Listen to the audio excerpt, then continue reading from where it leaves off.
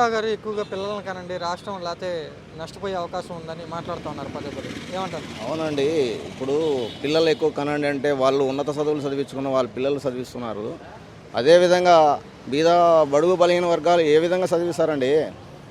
అక్కడ చదివి వాళ్ళంటే వాళ్ళ పిల్లలకైతే లక్షల్లో కోట్లలో డబ్బులు పెట్టి చదివిస్తారు. పేద పిల్లలకు కనీసం విద్యా వైద్యం అందకుండా చాలా ఇబ్బందులు పడుతున్నారు.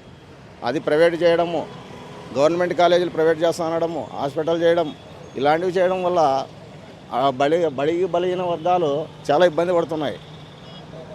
మీరు అంటే నేను డబ్బులు ఇస్తాను అంటున్నారు కదా చంద్రబాబు గారు. ఎక్కడిస్తున్నానండి? ఎక్కడిస్తున్నాడు? పిల్లలకంటే ఫీజు రిమర్స్మెంట్ ఇంతవరకు పడలేదు ఎవరికి పిల్లలకి. ఎక్కడిస్తున్నారు? ఇవ్వలేదు కదా. ఆయన మాట్లాడితే అబద్ధాలతో ప్రభుత్వంలోకి వచ్చాడు. అబద్ధాల మాటలు తప్ప ఏరేది ఏదీ లేదు. మరి ఏం చేస్తున్నారు అసలు ఆయన? ఆయన సొంత ఖర్చులకు సొంతంగా తిరగడానికి తప్ప ఏరేది ఏం లేదు. ప్రజల గురించి ఏది చేయడం లేదు. ఎందుకంటే మేము వచ్చినాము ప్రభుత్వం మా పబ్బం గడుపుకొని పోవాలనేది తప్ప అతను ప్రజల గురించి పట్టించుకోలేదు. ఈ వయసులో కూడా చాలా కష్టపడుతున్నారు కదా చంద్రబాబు గారు. ఎక్కడ కష్టపడుతున్నాడండి? ఎప్పుడు బయట కొడుకు ఒక ఫ్లైట్ ఎక్కుతాడు, ఆయన ఒక ఫ్లైట్ ఎక్కుతాడు, పవన్ కళ్యాణ్ ఒక ఫ్లైట్ ఎక్కుతారు. టిఫిన్కి పోతారు, భోజనానికి వస్తారు ఇక్కడికి. ఇక్కడ భోజనం అంటే అక్కడ టిఫిన్కి పోతారు. ఇలాంటివి జరుగుతున్నాయి.